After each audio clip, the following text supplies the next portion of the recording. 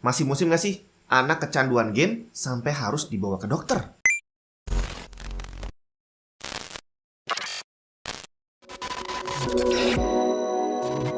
Halo, Juni mana? Kecanduan video game. Ini adalah salah satu kekhawatiran klasik banyak orang tua gitu ya. Secara dari zaman dulu, sebelum game itu heboh kayak sekarang. Kalau sekarang kan banyak orang bisa cari duit dari video game. Dan ini yang membuat banyak anak berharap dengan banyak-banyak main game dia bisa jadi kaya raya gitu kan. Nah, akhirnya banyak orang tua yang terjebak, ketipu sama anaknya ceritanya. Jadi anaknya beralasan bahwa ntar dengan gue main game gue bisa jadi sukses nih pak. Akhirnya bapaknya percaya aja dan membiarkan anaknya main game semaunya gitu kan. Sampai akhirnya jadi kecanduan. Zaman dulu sebenarnya juga udah sama, walaupun belum separah sekarang. Dulu saya termasuk salah satu yang ya bisa dibilang hardcore gamer lah ya. Cuma waktu itu saya bukan yang sampai kecanduan dan gak bisa ngapa-ngapain selain nge-game, gak. Cuma waktu itu saya paling banter mengorbankan jam tidur aja. Yang harusnya tidur bisa 6-8 jam, saya bisa-bisa cuma 1-2 jam doang sehari, sisanya dipakai buat nge-game.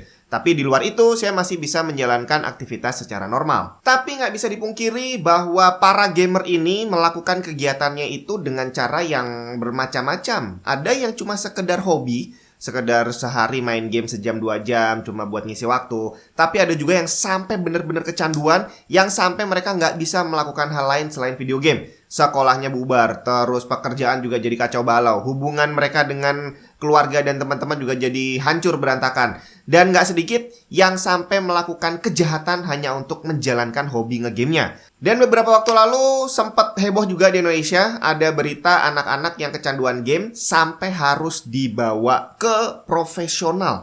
Jadi ada yang dibawa ke psikiater, ada yang sampai di penjara kalau nggak salah ya waktu itu, karena dia bener-bener nggak bisa lepas dari HP. Nah, sampai akhirnya banyak gerakan yang muncul yang meminta pemerintah melarang game online. Oke, sebelum kita cari kambing hitam, siapa yang salah, siapa yang benar, kita lihat dulu aja kebiasaan orang yang kita temui setiap hari. Kalau misalkan kamu lagi pergi ke mall, waktu sebelum COVID maksudnya ya. Terus kamu makan di sana di food court gitu kan, atau kamu makan di tempat makan terserah lah di mana. Terus di sana kamu ngelihat ada beberapa orang tua yang mengajak anaknya yang masih kecil. Apa yang biasanya kamu lihat?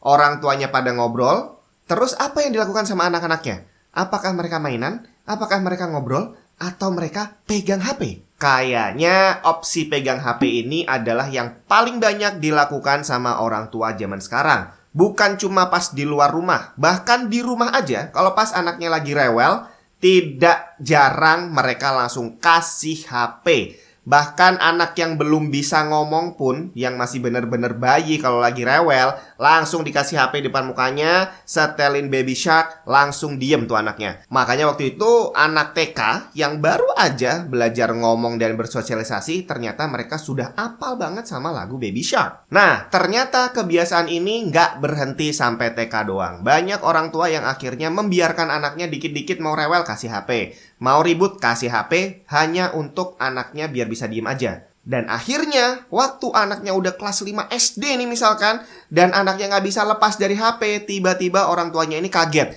Anak gua kok kecanduan? Gimana ceritanya? Dia bisa pegang HP dan nggak bisa lepas. Nah, lu kemana aja? Bukannya selama 10 tahun kamu sendiri yang ngasih HP ke anak kamu setiap kali anaknya mau nangis. Tapi akhirnya para orang tua ini jarang yang mau melihat ke dalam diri dan lingkungannya sendiri. Gimana anaknya kok bisa sampai nggak bisa lepas dari HP. Dan mereka ambil cara yang gampang, cari kambing hitam. Dan paling enak cari kambing yang nggak bisa gigit. Salahin gamenya. Sampai akhirnya muncul gerakan larang game online. Nah, ternyata gerakan ini bukan cuma ada di Indonesia, tapi ada di seluruh dunia. Bahkan Cina baru aja kemarin mengeluarkan pengumuman yang lumayan menggemparkan bahwa ternyata pemerintah Cina akan membatasi waktu bermain game untuk anak-anak di bawah usia 18 tahun. Sebenarnya kalau di Indonesia udah banyak, tapi hanya dalam bentuk himbauan. Jadi lu datang ke komplek perumahan gitu kan, ditempel. Jam 7 sampai jam 9 malam tidak boleh ada anak keluar. TV harus mati karena ini waktunya belajar.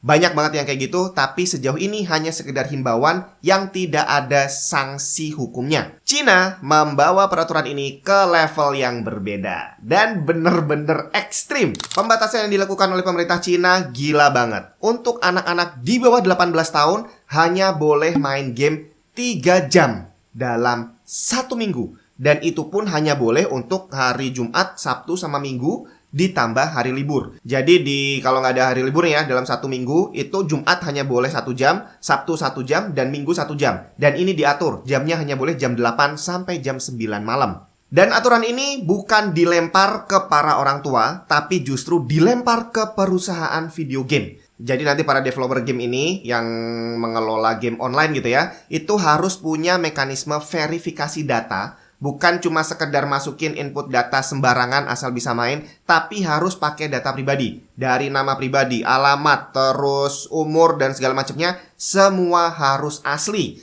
Dan begitu ketahuan ada anak di bawah 18 tahun yang main, harus ada mekanisme untuk membatasi jam mainnya sesuai yang ditentukan oleh pemerintah. Dan ternyata hal ini juga didukung oleh perusahaan gamenya sendiri. Contohnya adalah Tencent. Tencent ini termasuk salah satu perusahaan game dengan profit terbesar di dunia saat ini. Dan baru-baru ini Tencent juga mendapat tekanan dari banyak pihak karena banyaknya kasus anak-anak di bawah umur yang mainin game mereka dan ternyata berujung kurang baik. Dan tekanan ini akhirnya bukan cuma sekedar omongan, tapi benar-benar berdampak pada anjloknya harga saham Tencent. Akhirnya di bulan Juli lalu, Tencent memberlakukan aturan baru dengan sistem facial recognition. Jadi orang yang mau main harus pakai webcam dan harus muncul wajahnya kayak apa. Dan kalau ketahuan itu adalah anak-anak, maka akan ada pembatasan yang udah diberlakukan oleh Tencent.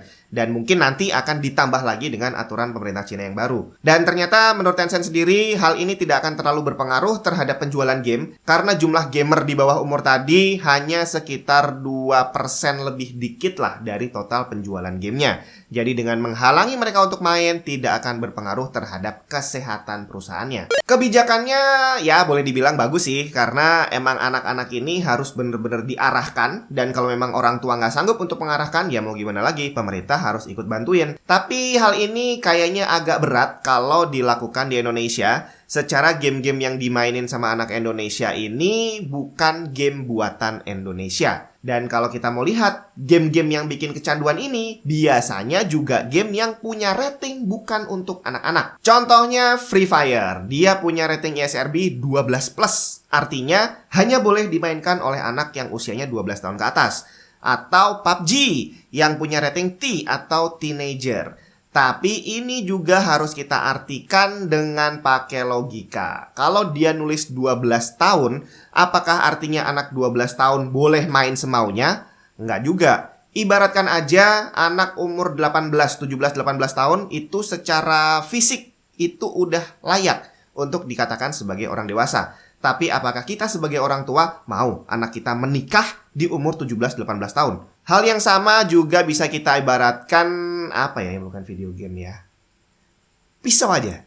Pisau dapur. Nah, pisau dapur itu dibuat bukan untuk mainan. Dan kalau ada anak kita yang masih kecil nih, pegang pisau dapur mau dipakai buat mainan, apa yang akan kita lakukan? Otomatis kita akan bilang, stop, jangan mainan itu, berbahaya. Karena kita tahu pisau itu memang bukan untuk anak kecil. Sebaliknya video game juga sama. Tidak semua video game diciptakan untuk anak-anak.